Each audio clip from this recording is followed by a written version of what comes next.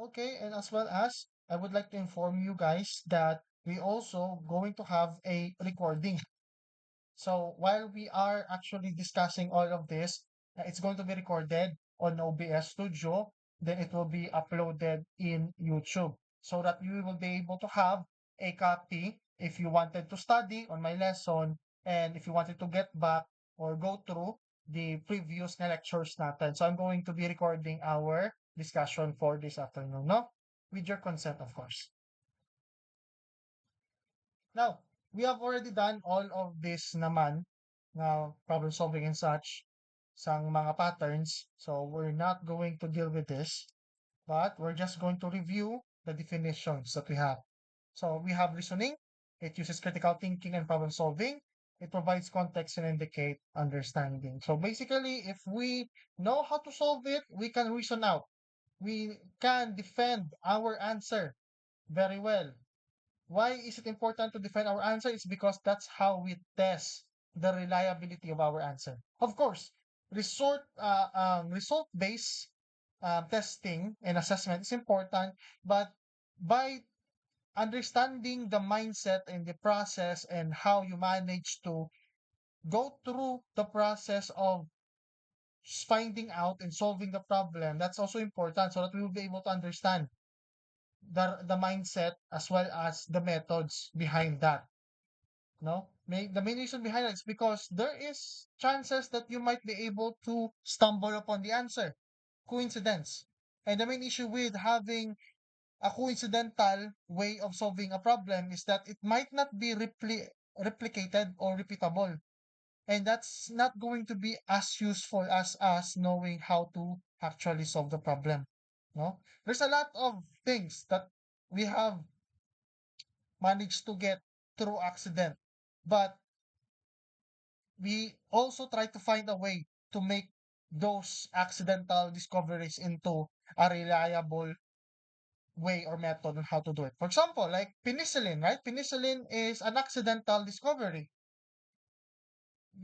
The person who made penicillin um, have accidentally stumbled upon the mold that managed to kill bacteria and to stop infection. It's basically a side product, or I'm not very familiar with the story entirely, but he just left it on the window, ang iyang petri dish, and he found that there's a strain of algae na makapatay sang bacteria essentially, and that's where he started trying to find on how to cultivate this strain of mold or algae, no? So yes, it started from an accident, but because again, we need to know the reason behind how it managed to kill the bacteria and why did it grow on the strain of the bacteria that he has.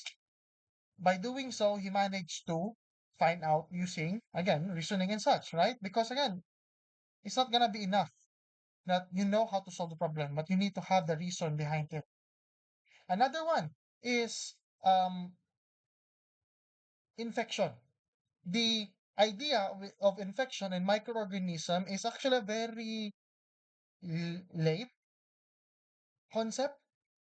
Some people understand that going to dirty or unhygienic places will result to you might taking or getting a infection, but not everybody understand the concept of infection because at the like late 17th century or medieval times or Renaissance period, they just think that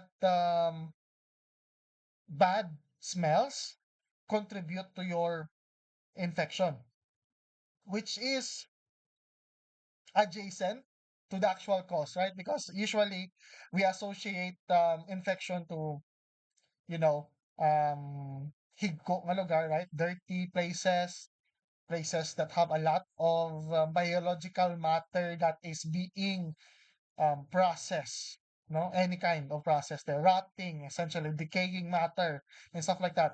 We associate infection with that, and usually those type of biological process are they have a very bad smell. So usually people think in the past that the bad smell itself is the reason why they got sick. But the thing is, through, various experimentation and such, they managed to understand that no, it's not actually the smell. The smell is an indicator that something or a living thing that we cannot see is actually the one processing the biological matter.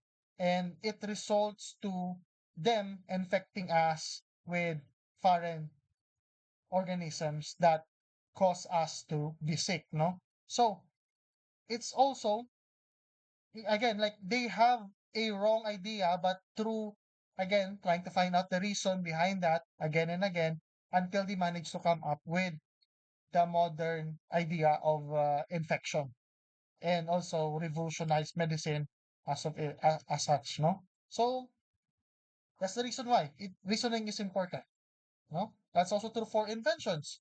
If you don't understand how to make a car and you accidentally stumble upon making an automobile, there's a chance that the next nga ginobra mo because you are not really confident on how to do it reliably will result to injury because again you don't know the reason how it works. So that's the reason why reasoning is important. Now, in life, not everything is 100% certain. And there is very basic truths in our world, and sometimes it does not cover everything that is happening with us. Sometimes maybe because of lack of knowledge, lack of instrument, lack of sources of information, or our even native five senses have a difficulty to comprehend or sense everything that we needs to know. So therefore we can just partly guess and partly understand things, no? So in such, with that kind of situations happening, we can only make a conjecture. We cannot be completely 100% certain, but by observing what limited data that we have, we can make an educated guess or understanding of things. So we understand enough. We don't understand it completely, but we understand it enough, and we can make a conjecture out of it. No? So that's the definition of conjecture and reasoning. There's different kinds of reasoning, guys. So there's levels to it. And the first or the most basic level is intuition. It is based on your instinct, something that is honed through evolutionary means, right? Being a prey or being a predator, there is vibes or feeling. Basically, you are hunting by feeling alone kung senses of danger and such, right? And it's all still present in our day-to-day life, no? It's not as prevalent like any other animals that they have instinct, but because we have another ways of trying to solve a problem other than intuition. But intuition is the most basic type of reasoning ability. Next one is analogy. Analogy is where you compare one thing to another. So usually it came from your experience or your previous experience rather. No? So if you are going to be um going to be um e- going to a circumstance or a situation where you cannot really comprehend everything completely, then you will try to resort in using what previous experiences you have in order to supplement what you have understood in order for you to find a solution to a problem. A lot of skilled or craftsman based nga work can hone their analogy, right? Carpenter, welder, a really good welder that has been in the business for a decade won't probably need to have a they won't be as reliant with tools like instruments, so measuring instruments in order for them to have a perfect weld. Just by their feeling alone, because they've been there for some time now and they could be able to get the pieces together correctly, no? Because they have a previous experience with that. So they can just use their previous experience to supplement their skills. So that's analogy, no? Next up is inductive reasoning. It's a process of gathering specific information. It uses observation and measurement So, diri, sa inductive reasoning, no, there is a lot of professions that does this, as we have discussed in the past, no? So, for example, teaching is an inductive profession because we are giving you parts of information, and our hope there, by teaching you the parts of the information, you'll be able to piece together the information together, synthesize it, and it becomes an actual practical knowledge, right? Your teacher teaches you, example, sa PT, anatomy. They also teach you about the nerves of the person. They also teach you about the various parts of the muscles of the person. And those knowledge, information, as well as probably ailments or ailings nga nakatabo sa muscles, no, sa muscle groups kang tao or sa parts of their anatomy, you would be able to synthesize an understanding about the human anatomy. And by doing so, it would also help you do your job, which is to help them walk or to help them relax or help them limber or whatever pagid nga mga other objectives kinobra sang isa ka physical therapist, no? So that's inductive reasoning in a nutshell, no? Taking parts and combining them together into a complete knowledge, no? So another example there is like, for example, again, I'm going to use the craftsman, like welders and carpenters. They are inductive in nature because of their work, right? They have to piece together a furniture, weld a gate together, or weld a the cages, no? So from that, you can understand that they are using the parts and they're trying to assemble it into a complete nga furniture or instrument or a part, no, nga or a specific nga fabricated nga ano nga design. So inductive pieces to hold. Amo na pieces to hold. So from parts to hold na lang. Amo na parts to hold. So gamay-gamay, ging combine mo together, it is inductive. We have here some examples of inductive reasoning. So here, which of the following statements are true? There, guys, you have to take each one of them part by part, literally, para makuha mong answer because it's gonna be very confusing kung hindi. It's gonna be very confusing if hindi. So, wait lang. May contact sa akin, so I will mute, then I'll go back sa inyo. Wait lang.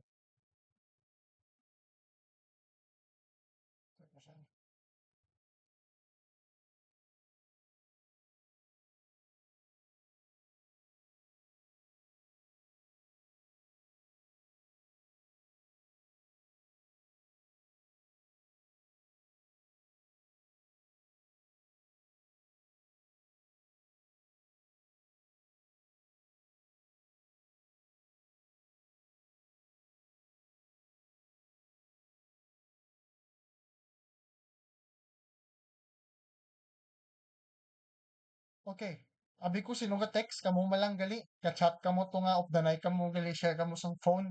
Abi ko o ano gidang nagka-chat gid mo damo bala, nag-message sa phone ko. It was you guys actually. It was you all along. I was bamboozled. Okay, so let's continue. Now, you have to read all of these statements carefully. It will be very confusing. But again, that's inductive reasoning for you. Okay, so take it part by part. Hambalan number one, statement number one, the number of true statements is 0 or 1 or 3. So, hambaling number one kuno, either 0 or isa or dua or tatlo ang tuod na statement. Hambaling number two, the number of true statements is 1 or 2 or 3. Hambal ni number 3, the number of true statements excluding this one is 0 or 1 or 3. Hambal ni 4, the number of true statements excluding this one is 1 or 2 or 3. Now, let's try to define ano ito ano namin nila diri sa 1, 2, or 3 or 0 or whatsoever.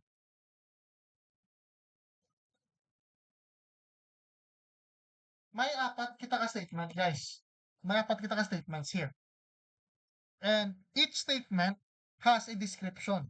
Kung pira ka bilog ang posible nga true statements here. And we can only choose the true statement, we can only choose the statement that has a literal description of the true statements. For example, ang 3 ag 4 eliminate nato ni sila, hindi sila true statements. Kaya literally, ang ba nila, the number of true statements excluding this one, ang muna, basa number 4, the number of true statements excluding this one. So mga bakit excluding, therefore, we will eliminate them.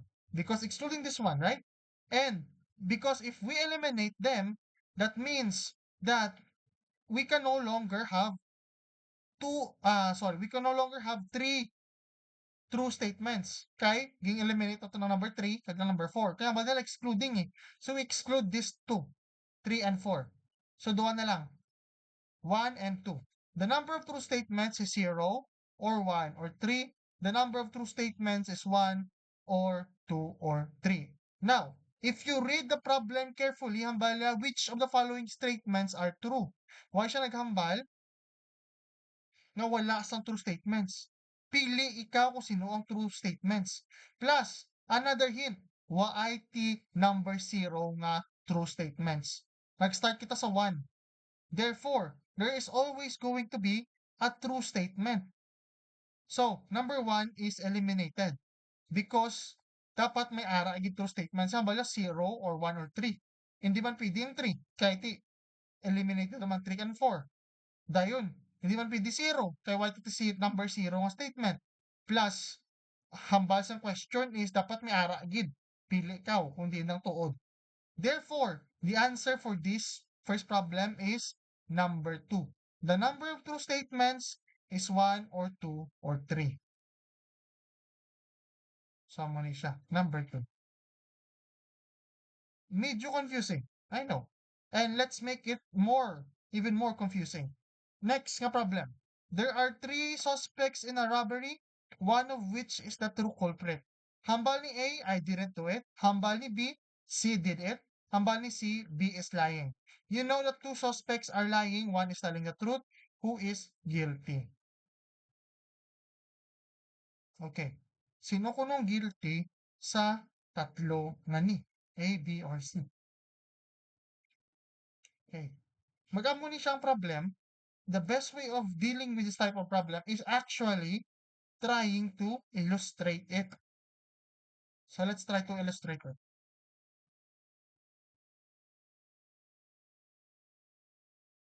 Let's write what they're saying. Bali may duwa ta ka suspect nga nagalay, may isa nga naghambal ka tuod, may tatlo ta ka suspect, amo ni lagi na panghambal. A, I didn't do it. Hambal ni B, C did it. Hambal ni C, B is lying. Now, hambal naton, duwa ka suspect nga nagalay, isa gambal tuod. So we can assign a condition where one of these 3 we are going to take their word for it. Basically, they're telling us the truth. And then we are going to assign 2 that are lying. And we'll see if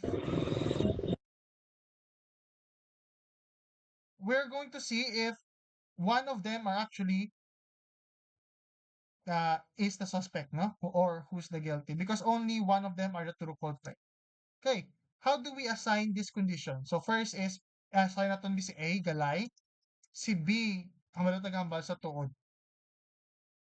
Dayon, si C, hambalo natin B nga galay siya.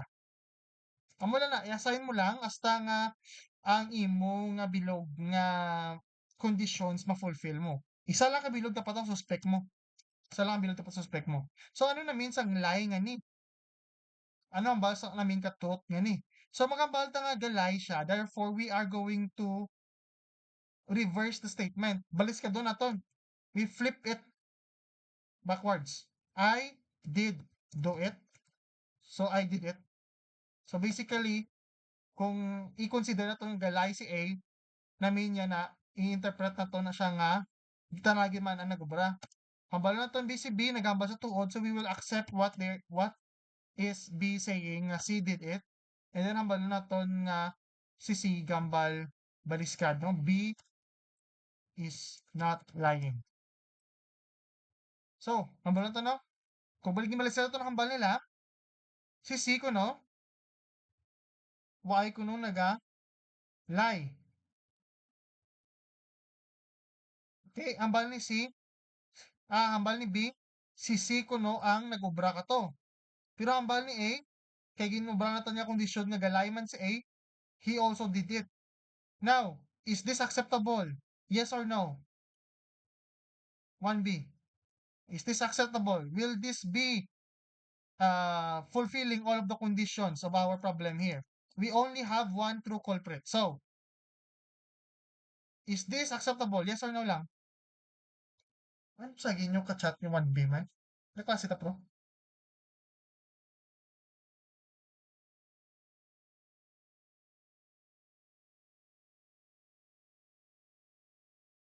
1B. Is this acceptable? No, sir. Okay, kay duha ka bilog aton nga culprit ko amo ni aton nga kondisyon, no? Duha ka bilog, C and A. So let's try to change that condition. Wala to being galay si A, gambal galay man B si B, dayon ubrahon ta nga gambal truth si C. And what will happen is C did not do it and B is lying. So, ano namin yan eh? Kung gambal si C nga si B galay, therefore, ang hambal ni C nga si C, ang hambal ni B nga si C ang nag-obra kang krimen, hindi tuod eh. Which supports our condition nga galay si B. Right? Kaya hambal ni C, B is lying. And if we take his word nga C did it, this is not going to be true. And it is supported by what we have done in the condition where we have considered B as the liar. So ang Valdez C did not do it. So that checks out. And then if we also consider that A is lying, we can also surmise that A is the culprit. Isa na kabilog aton nga suspect, duha kabilog nga galay, isa ang inosente kag hambal tuod, which is C.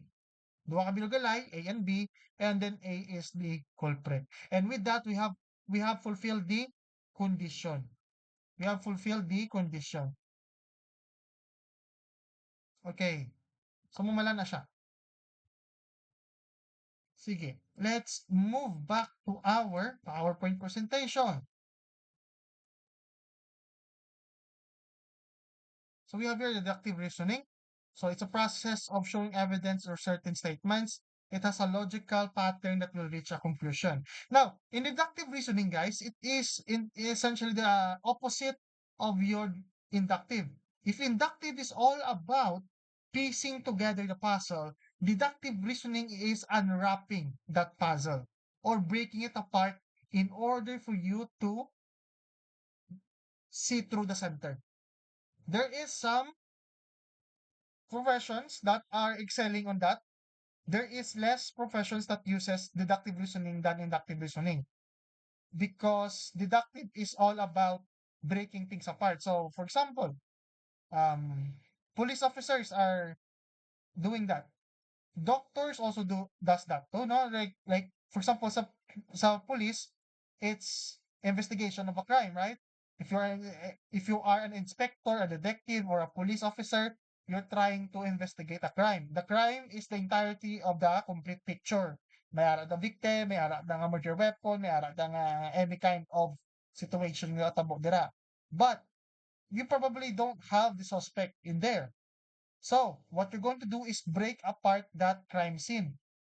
Take the unnecessary parts, concentrate lang kung anong victim, ano edad niya, ano ang means ng pag-murder siya, ano ang murder weapon, who are the persons that might be involved, potential suspects, the time of the crime, and the opportunity of the crime to happen. So if you break down all of the data there, you'll reach to the center and you'll be able to cut through all of the fat, all of the unnecessary nga mga details in order for you to just have just the most complete nga pag-intindi sa situation nga na.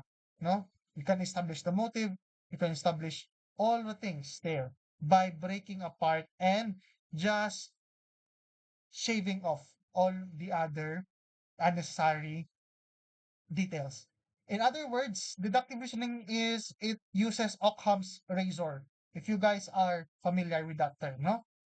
Just trying to remove the unnecessary parts. Another one is say pag diagnose, no? Diagnose I think ang doctors, right? They have that too, deductive reasoning because they need to figure out kung ano yung mga sakit. And the only way for them to do that is try to check part by part, right? Break apart the problem. So yes, you have a fever, but the cause of your fever can be viral, can be parasite, can be bacterial, can be an allergy, can be any other kind of reason behind that. And the only way for them to know that is to have try to check no everything. Check nila inyong esophagus, inyong lungs, may phlegm dira. They would check your oral cavity kung may ara kung any kind of problem with your tonsillitis. You probably will check your eyesight. Maybe that is a factor for your fever and headache. They would also recommend you to have an X-ray and to have a medical laboratory test. All of those things are breaking apart the disease. They're going to try to break apart kung ano, sorry, not disease, but I mean the symptoms of the disease. So they will be able to investigate kung ano agid man ang imo nga nabatsyag kag kung paano i-solusyonan ang imo nabatsyag because that's the complete picture. You are sick. But what makes you sick and how to cure you is deductive in nature. They need to deduce that by breaking it apart, no? Ang symptoms. In in engineering, there we also do deductive. Actually, we also do inductive. No, piecing things together. It's like if you are a mechanical engineer in automobile, that's inductive because you are trying to design a car and you're trying to piece together a vehicle.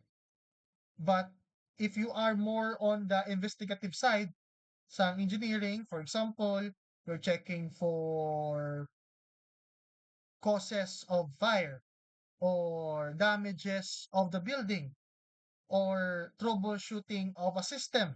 So any kind of system, air condition, piping, plumbing. So any kind of system, that's deductive in nature because you're trying to isolate a problem. You're trying to fix a problem. When you're going to repair a problem on a system, that's deductive in nature. So basically, all in all, deductive and inductive, they go hand in hand. But the process on how to do a deductive reasoning is just the opposite direction of a inductive reasoning. So, para ma-shortcut lang tanan, inductive from parts to whole. Deductive from whole to parts. Wala na tandaan nyo. Ang duwa. Okay? Sige. Now, for example, diri kay Euclid. Ang mga shape nga triangle, pyramid, rectangle, columns, pillars, the shapes are already there, no? They know how a circle looks like or a square or a rectangle, but they don't know the principles behind the shapes. And why is it important to know that? It's because they need to understand how to design their structures so that their structures would be safe to be utilized, no? And I mean, the pyramids are like what, more than 1,000 years old already. So that actually is a proof of the concept of understanding the principles of shapes, no? Kaya imagine nyo, anything that lasts for 1,000 years, they understood it completely, no? So yeah, like if you need to understand it. essentially. Right? That's the proof there. There you go. That's the proof right there. I mean, ang aqueduct sa Rome, that's what, 900 years or like 800 years old man. So that's also very old naman ang ilang design. But even today, they're still using aqueducts. Ginobra pa sa Roman Empire to supply Rome with fresh water. So deductive reasoning in geometry is important because you need to understand the fundamental concepts that govern the shapes that you are building. Di ka palagpat lang eh. Kaya in the past, probably they're doing that, no? By experience and by trial and error and a lot of human suffering, they will probably be able to make a shape, no? But because, again, that's not efficient, right? That's not efficient to do. So kung maintindihan nilang principles behind that, it's much more easier to utilize ang mga shapes mag-construction, no? Ang geometry, mag-obra ka sa mga buildings mo. So that's deductive reasoning in a nutshell. Now, we have here a problem where you need to find what is wrong with this equation. Kaya kung lang taon nyo guys, sa una nga part, $1 is equals to 100 cents. 100 cents, no? Pero sa punta, ang $1 kuno is equals to 1 cent. Nagsala ang aton nga conversion. So ano natabo diri? Kung ginalantaw nyo ang problem subong, makita ninyo nga 10 cents times 10 cents. Hindi na siya pwede. Diba? Kaya ko 10 cents times 10 cents, that would be 10, that would be 100 cents squared. That does not make sense. No, what peso squared or centavo squared, right? Or dollar squared, right? That does not make sense at all. So, that means nga hindi mo pwede i-multiply ang 10 cents sa isa point ka 10 cents, no? Like for example, si Riel. Kung si Riel may 5 ka pesos, kag may ara pagid siya isa point ka 5 ka pesos, hindi 25 pesos kwarta ya. Kaya hindi pwede i-multiply ang 5 ka pesos sa isa point ka 5 ka pesos, diba? That does not make any sense at all. May ara siya nga 10 pesos, not 25 pesos. The same deal here. You cannot multiply 10 cents over another 10 cents. So that's how to do deductive reasoning. No? You just have to check the entire picture and break it down. Yes, Van, what is it? Okay. Now, let's try to solve this problem. No? So, each of four neighbors, Sean, Maria, Brian, has a different occupation. Sorry. Editor, banker, chef, or dentist. So we don't know what kind of profession they have, but we have four occupation for the four neighbors. So we need to determine which occupation does each neighbor have using these four clues that we have here. So the first clue is Maria gets home from work after the banker, but before the dentist. Sarah, who is last to get home from work, is not the editor.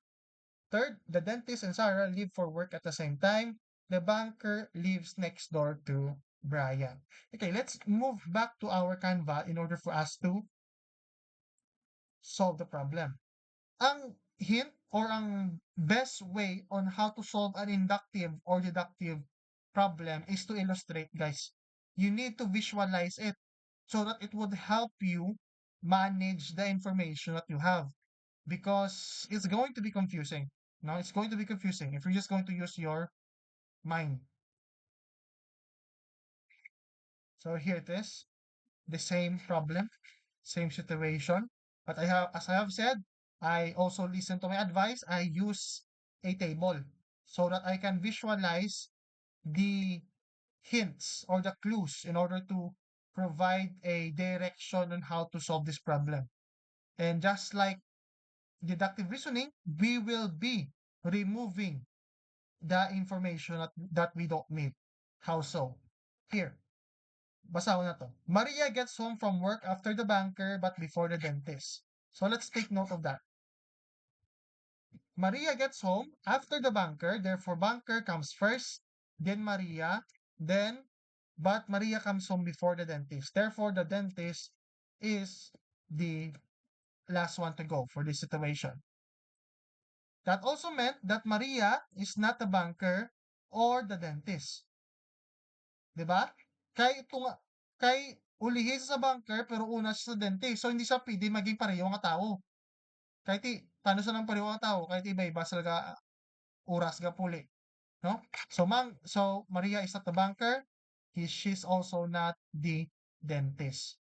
Second hint, Sarah, who is last to get home from work, is not the editor. So si Sarah is not the editor. Ang balidi, literally. So let's just accept it. And she is also the last one to get home. Sarah is the last one to get home. So here is the list. Banker, Maria, dentist, dayon si Sarah. With that hint, we can also determine that Sarah is not the banker and the dentist. Why? Because Sarah is the last one to get home. So kung last one siya get home, kay nakaulit na sa banker, nakaulit na si Maria, nakaulit na si dentist. Therefore, she's also not the banker and the dentist. And with that, that leaves us with Sarah being the chef. Okay? So kung chef si Sarah, as we have established earlier, we will be also eliminating the chances of Maria and the others in becoming a chef because limited lang ang one profession per one neighbor. So hindi sila pwede maging chef, no? And with that, we can see nga si Maria ang editor, no? By the process of elimination. Kung editor si Maria, si Sean kag si Brian hindi siya editor. And with that, there's only two choices for them, banker or dentist.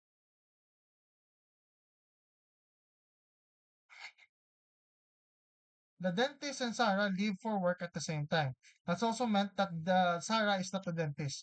Dungan lang sila panaw. So some of my students are confused. Sir, ti dentist kay Sarah, the same oras sila galakat, sir, panaw.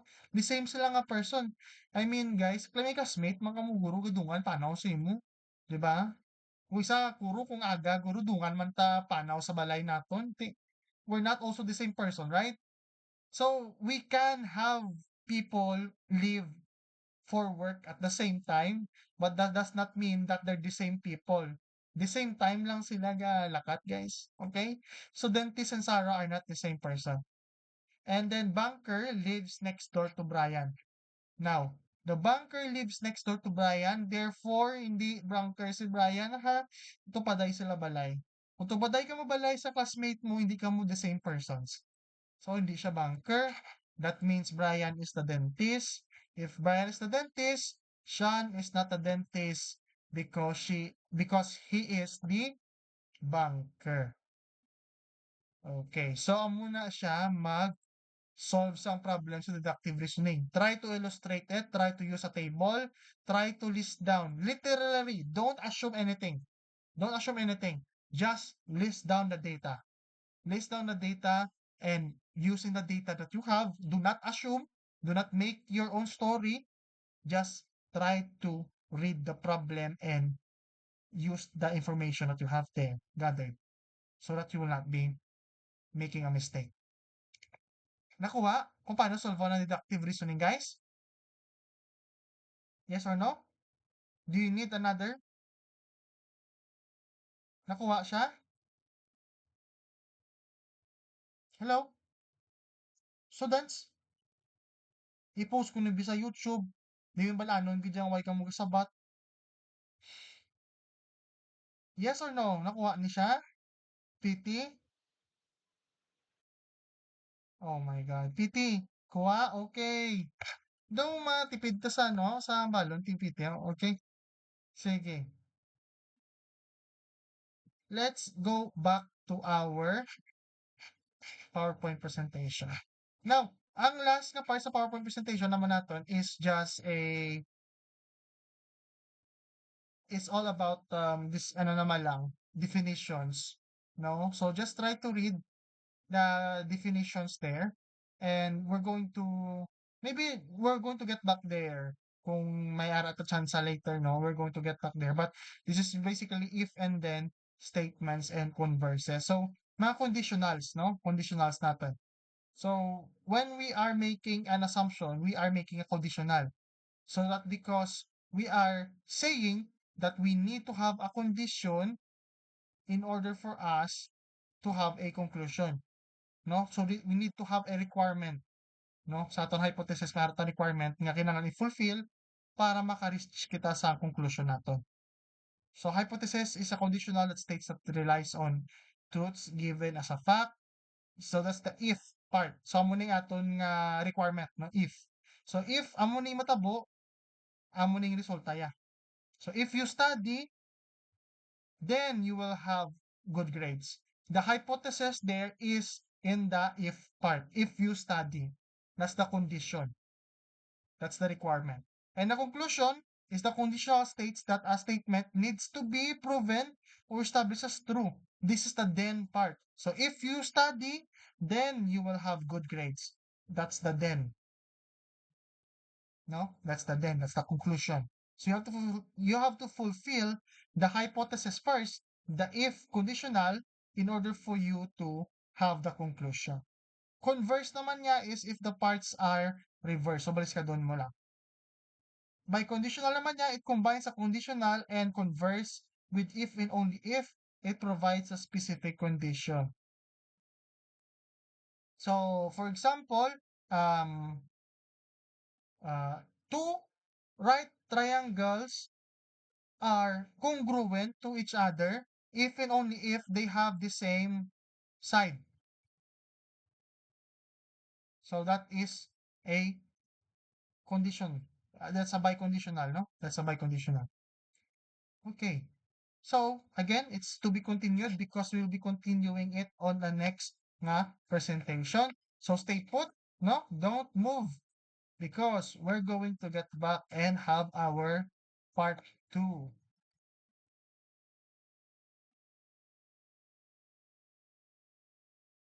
And here is our part 2. Now that we have dealt with the abstract no nga concept of problem solving and reasoning, we are going to be delving in a much more traditional or much more easier to understand concepts, no? Such as mathematical proofs, algebraic proofs, and geometric proofs. So here we have the mathematical proof, a sequence of true facts. It is organized in a logical order. So that's something that we already know from our previous nga interaction from our prelims, 'di ba? Mathematical proofs. Pag ato nga mathematical expression is governed or being managed by our mathematical proof. So, mag-process kita sa aton equation, mag-solve kita basically, we are using the mathematical proofs to provide a reason nga ginubra mo ni siya. Nga nag-add ikaw, nga nag-minus ikaw, nga nagamit ka jamdas. This is the reason behind that, the mathematical proofs, no? And it the main reason why we use it, it's because it needs to be done in a logical order and it has to have true facts. It needs to be backed by true facts because again, if we don't have any rules established there and we don't have any reason on how to solve it, then pagusto ikaw, 'di ba? Kung pagusto ikaw, then what's the point, right? What's the point of solving a problem if there's no way for you to have a structure towards it, no? So in proving a claim, the following may be used as reasons. The first one is the given information or given. So for instance, no, kung when in doubt, kung nakakulbaan ikaw sa exam na to, always remember nga ang first nga part sa aton mathematical proof is always going to be the given. So listahan lang ang equation, then butangan mo lang ang given. 1 point na siya. But again, do not rely on that because not gonna be enough to pass the exam. Then definition and undefined terms, algebraic properties, postulates of geometry, and previously proven geometric conjectures or theorems. So we're going to discuss this properties and postulates, no, in detail. Next slides. But you need to understand which do you need it. Kung di indira, okay, because again, it's like a specific tool for specific purpose. So you need to understand which of the tools that you have in your proofs is needed for this specific nga problem. More on that later. And here it is. Now here's the necessary properties to be utilized in our writing formal proofs. First, we have to establish that real numbers w, x, y, and z. This means that any number from 1 to infinity, no? 1 to infinity, they are all real numbers. Kung mag-operate kita sa Euclidean geometry and of course algebra. Okay? Real numbers ginagamit natin. Reflexive, x is equals to x. Ang ginagamit ko guys is letters, hindi numbers, kay para ma-reflect nga variable siya. So, maskin ano nga number, as long as they're real numbers, they can be applied. No? For example, x is equals to x. 1 is equals to 1. Kay because, karon kung hindi natin ma-establish nga ang value ya can change, then, what's the point, right? What's the point? Diba? Kung ang value sa 1 naging 0, or value sa 1 naging 2, paano natin nakaromasolve? Kung iba-iba value ya. If there's no structure, there's no way for us to solve a problem. Second, symmetric. X is equals to y, then y is equals to x. Now, hambay mo ti sir, x is equals to x, di ba? 1 is equals to 1. Ano na, may naman sa x is equals to y, sir? Kag y is equals to x. This is variables na. Like for example, x is equals to 5. Therefore, kung may ara ikaw equation nga x squared plus 2x plus 1 equals 10, for example lang, then ang x mo pwede mo mabutang dira, no? Pwede mo mabutang dira sa x. Ang value sa x mo, x is equals to 1, pwede mo butang dito sa x squared plus 2x plus 1. Puta pwede mo butang dira and you'll be able to get the answer. Okay? So, it just denotes that if 1 is x, then x is equals to 1. More on that later. We're going to have a problem that we're going to solve. You're familiar with the problem, don't worry. We're just going to prove lang, no? Ang certain statements here. No? So, okay. Transitive naman niya, x is equals to y and y is equals to z. Therefore, x is equals to z. It meant that x and y are equal to each other and y and c are also equal to each other. Therefore, if we have established a connection between these two equations, may connection silang dua, which is our y, we can also say that the third equation that we have here, which is x, is equals to z. Okay, because they are similar to y, and both of them have y. So, it just goes back from our una property, which is symmetric, no? So, amo na nga transitive because the conditions have been fulfilled for the two equations. Therefore, the third equation will be similar to the other two by the process of association. Next is substitution. X plus y equals to z and x is equals to 3. Then 3 plus y is equals to z. So basically, substitution is just you trying to substitute a value for a variable. So, pwede mo sila ma-substitute duwa kung equal mo lang ang imo nga values. Then next is distributive. Very easy to understand. You will be distributing the values outside of your group or quantity or for your case parentheses, no? Outside sa parentheses. Ang value butang mo na sa ang sagwa, ang value butang mo sa sulod, you will be multiplying it on each one of the variables. So as such, x quantity y plus z is equals to xy plus xz. Next is even more properties for your algebraic, no? Commutative property. So addition and multiplication, x plus y equals to y plus z, yz is equals to zy. It meant that as long as you have the same numbers and you also have the same sign convention, the values will be also the same. No, basta the same lang ilang operation, the same ang sign convention, the same ang numbers nga involved, pareho gyapon ang answer. Baskado naman. No, 5 times 1 is equals to 1 times 5. 5 plus 1 is equals to 1 plus 5, right? So, there you go. Commutative na siya. Ang associative naman niya, by association, if they have the same sign convention, the same operation, no matter how or what did you group, pareho man gyapon ang answer. For instance, quantity 5 plus 1 plus 1 is equals to 5 plus quantity 1 plus 1. Di ba? Maski unahon mo pa to ang 1 plus 1, then i-5 mo, 7 gyapon na siya. Maski unahon mo ang 5 plus 1, then dugangan mo ka 1 raman, 7 man gyapon. Kay ti pareho man lang gyapon ang ilang sign convention mo. O tinaglain. Amo man na gyapon sa multiplication. The same idea.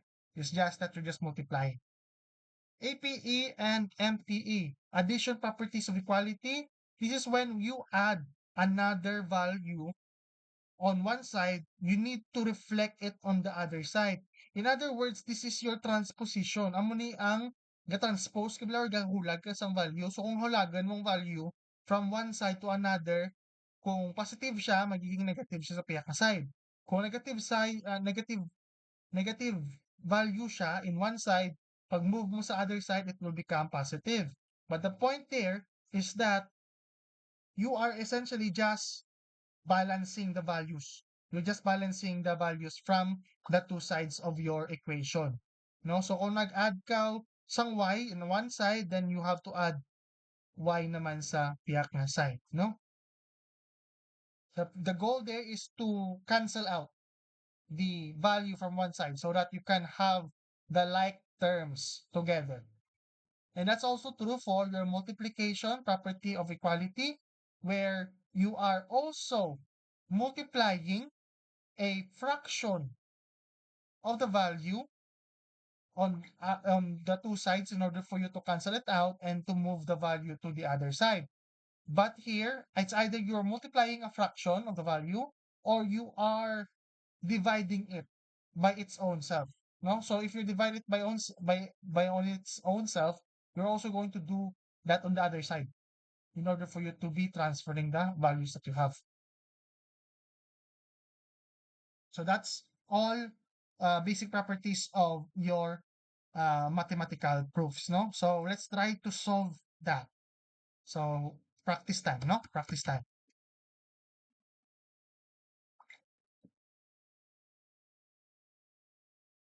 So here it is. The problem is something that you guys are familiar with, no? So we're not gonna delve deeper on how to solve this because you guys already know how to do it. But I'm just going to highlight some properties that I'm going to use for this instance.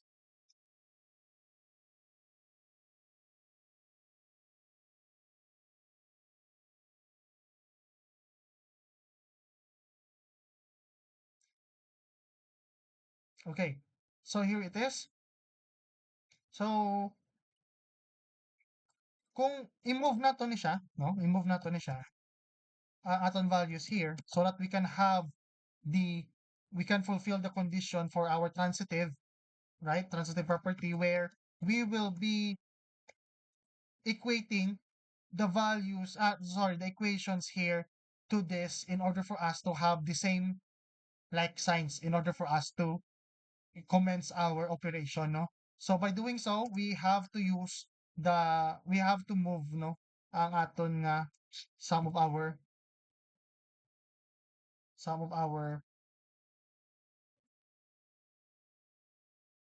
values around. We have to move it. H is equals to 20 minus F. And there you go. That's it. This is the property of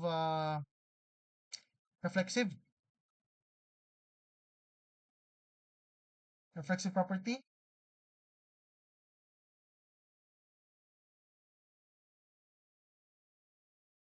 No. Symmetric. Symmetric property. So I use symmetric property to justify this. It's because I'm thinking we will be replacing ang H kag S, di ba? Kaya hambal naton dire with symmetric property, we can justify that S is equals to 10 minus F and H is equals to 20 minus F. So that is our symmetric property. They are the same value if they are together with this condition, right? So, with that idea established, and we also be using transitive property where we're going to relate S plus H with these two equations. So we're going to put all of them here together. So, ang S na ito ginumbra siya 10 minus F. And then, ang aton nga H, ginumbra natin siya nga 20 minus F. And again, because we're trying to relate our third equation with these two equations. So that's a transitive property. And then we justify replacing our H and S with symmetric property. So every move, every equation that you're trying to do, it results to a property, right? Now, we will be combining like signs together. Therefore, we are going to remove the quantity symbol. And by removing the quantity symbol, that's what we call distributive property. No, we will be distributing the values. So combine like signs together, that becomes 32F is equals to 24. And that also will result to distributive property. And distribute mo lang. Then after that, we will be exchanging the values.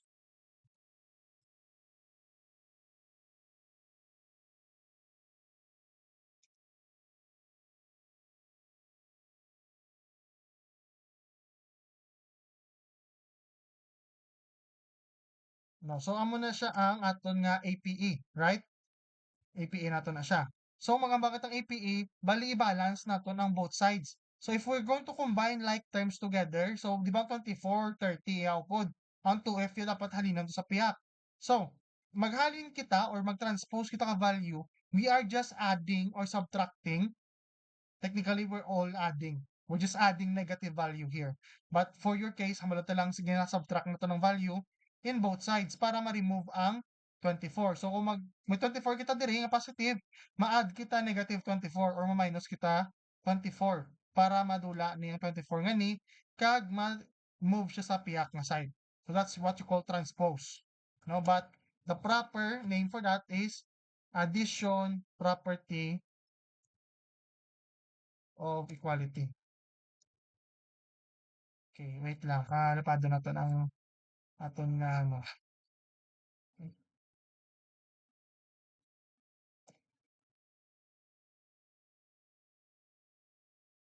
There you go.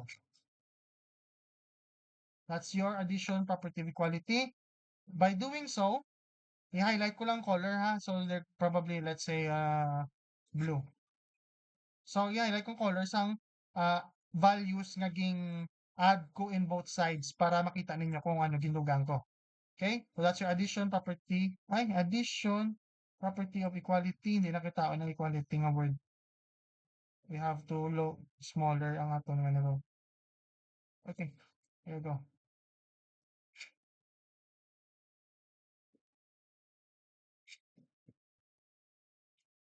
There you go. Ay, ibang color. There you go. So, that's your addition property of equality, guys. So, ging pareho lang color ha kung anong gindugang ko, guys. Ging dugang ni siya, pero kung magdugang ikaw, ma-remove man ni gyapon dahil pagtapos mo. So, it will just balance things out naman lang. So, in essence, it will become 30 minus 24 is equals to 2F.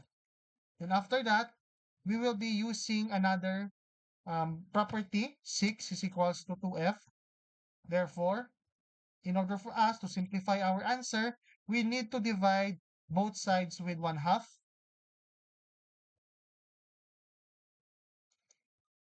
And that action is what we call multiplicative property of multiplication property of equality naman na siya. Multiplication property of equality or MPE. MPE. MP3. APE. APE. equality.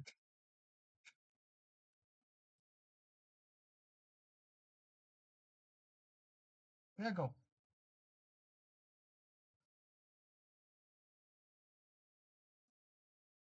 And that's your property of multiplication for property of equality. To simplify it further, that becomes f is equals to 3. Then we can say substitution. Substitution property.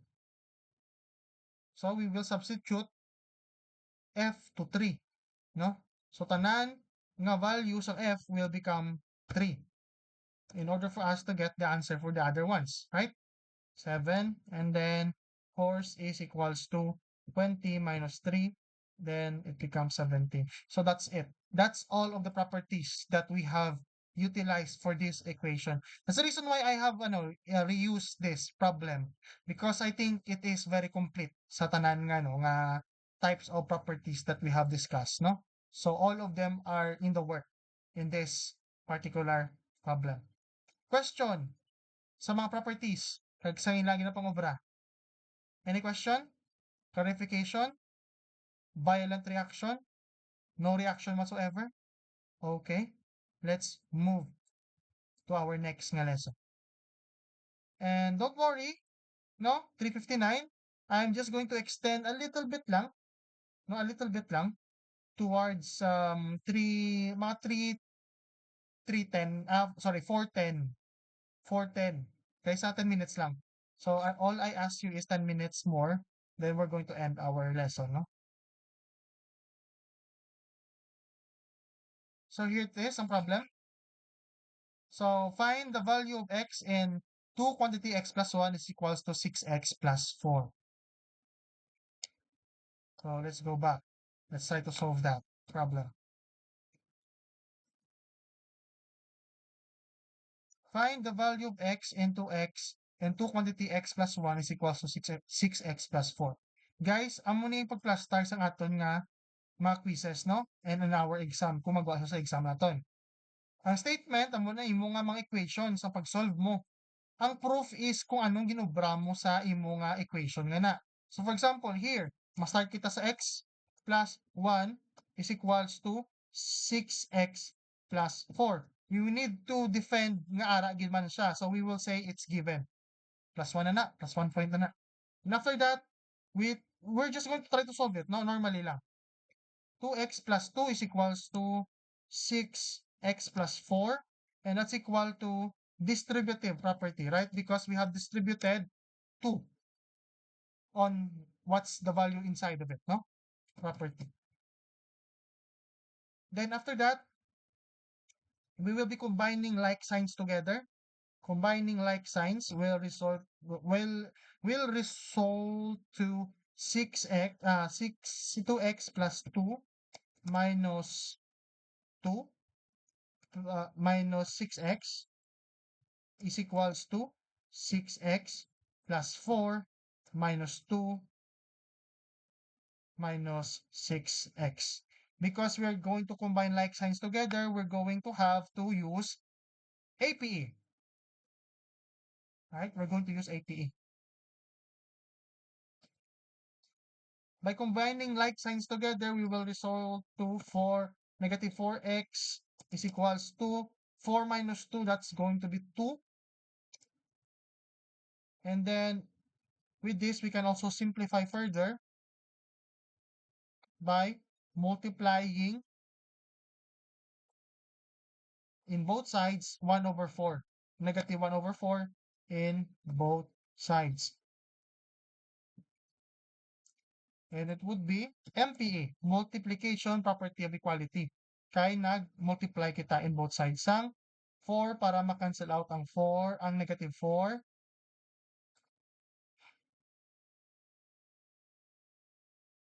No, ma-cancel out siya. And then we only have x is equals to 2, negative 2 divided by 4. That's what? 1/2.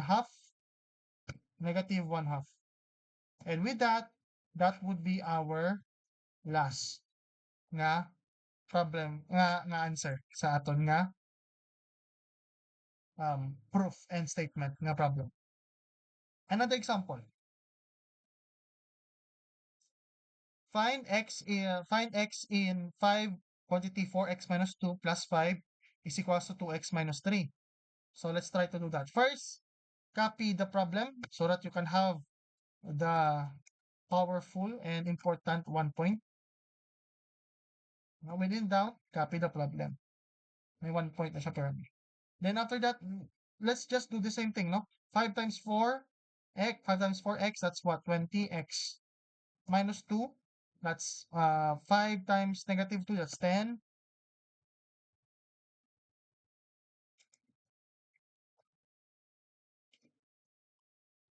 Is equals to 2x minus 3. So that is distributive property. Magapon. Then after that, combine like signs together.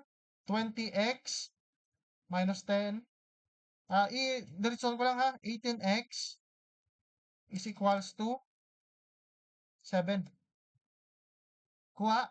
20x minus 2x, it's going to be what? 18x. Then kung i-move ko ang negative 10 sa piyak, magiging 10 siya. Positive 10. Positive 10 plus negative 3, that's 7. Nakuha? Ay, plus 5 pa? Wait lang, may plus 5 pa guys. Plus 5.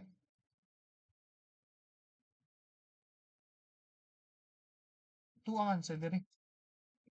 May plus 5 pagkali sa way ko nakita ang 5. Plus 5. Negative 10 plus 5, that becomes negative 5. Negative 5 minus negative 3. Sorry. Negative 5 plus 5. You will be adding plus 5 on both sides. So you will remove the negative 5 on one side, and then negative 3 plus 5 will result to positive 2. So ano na siya? 18x is equals to 2. And that's your APE. Then, i-divide mo lang 18x sa, i-divide ko ang 18x in both sides. It will become 18x divided by 1 over 18 is equals to 2. Quantity 1 over 18. And it will result to x is equals to 2 over 18. Sorry. 2 over 18, that's what? 1 over 9.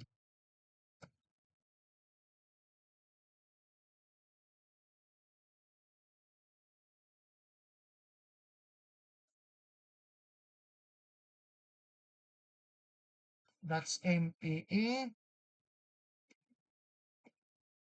And then this is simplified. I-simplify ko na lang, diretso, no? So, 2 over 18, if you simplify it, becomes 1 over 9. Simplify. So, that's how you do mathematical proof. Okay. So, 406. Sige.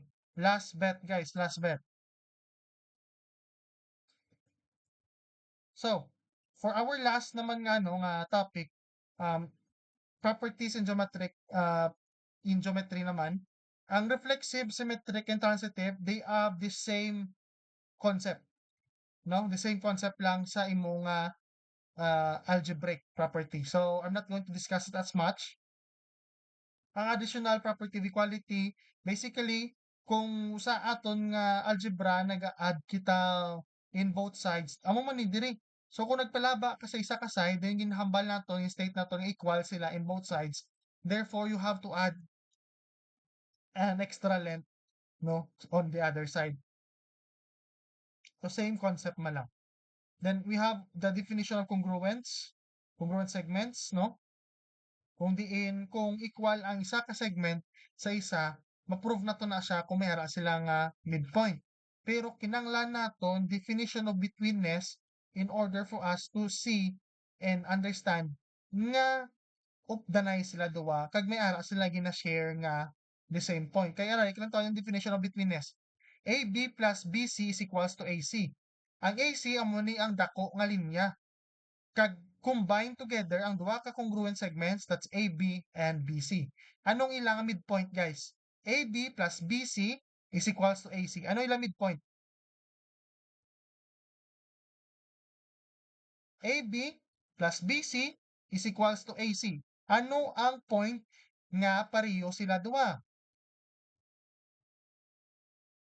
Hello? 1B? Very good, Jasper. B.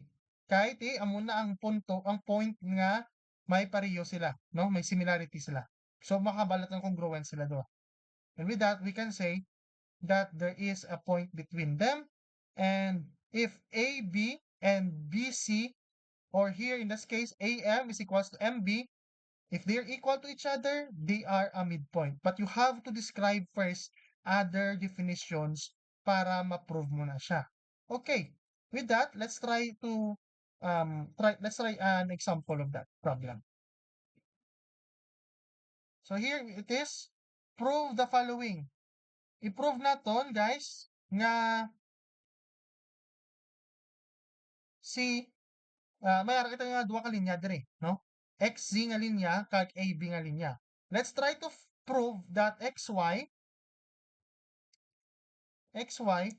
is actually equal to AB.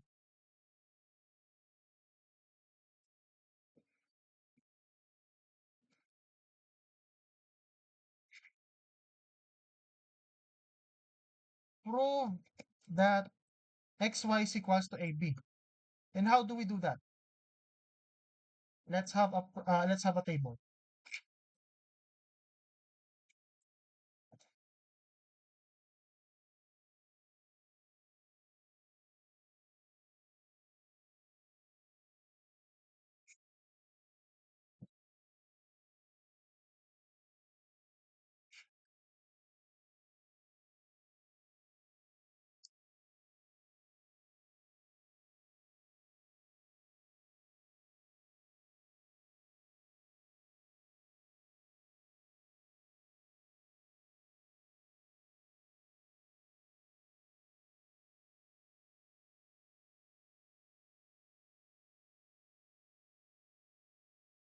Okay.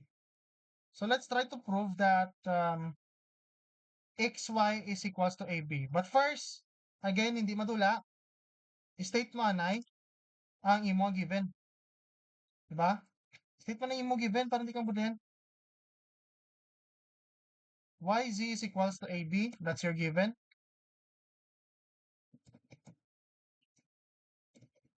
We also have Y is the midpoint of XZ. So Y is the midpoint of XZ. So ano nga definition eh? Definition of midpoint. Diba? Easy lang. Then after that, we also have to prove, because we have to prove that Y is the midpoint of XZ by the definition of midpoint, we can also say that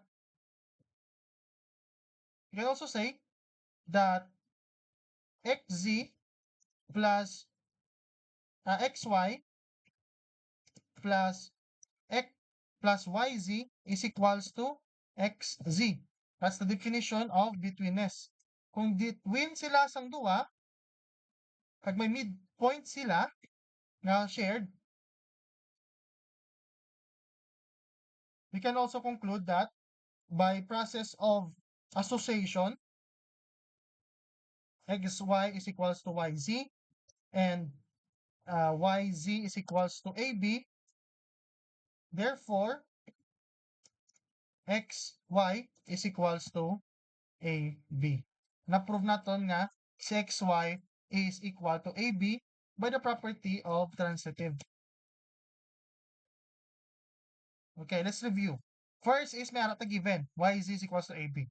So no, ging state naton ang midpoint sa XZ. So aring definition of midpoint, aring aton nga statement nga ang Y ang midpoint nila duwa. Kay balaan naton ang midpoint nila duwa nila, makambal kita nga between, may ara sila nga between sang duwangan ni ang aton nga linya nga XZ. Kung between sang duwangan ni, therefore ang combined length ng XZ is XY and YZ. And with that, we can also say that XY is equal to YZ by this property, definition of betweenness and definition of midpoint. Thus, XY is equals to YZ and nahambalan natin sa given na si YZ is equal sa AB. Therefore, By the process of association using transitive property, we can say that xy is equal to AB. So, muna na siya. Questions? Class? Any questions? Wala? Wala bla reaction yung 1B bla. Ano naman? Yung tulugan nila ako buray. 1B. Hello? None, sir? Okay. Sige. Expect that I will upload the video later. Pwede nyo na siya malantaw karon kung may ara kung blang mga kung gusto niyo magtuon, no? I will not force you. But there is an option for that if you want your life to be easier and to have maintain your good grades. So that's the option that you cannot take, you know? So I will upload the video later. You can view it. Okay, with that, we will end our discussion here.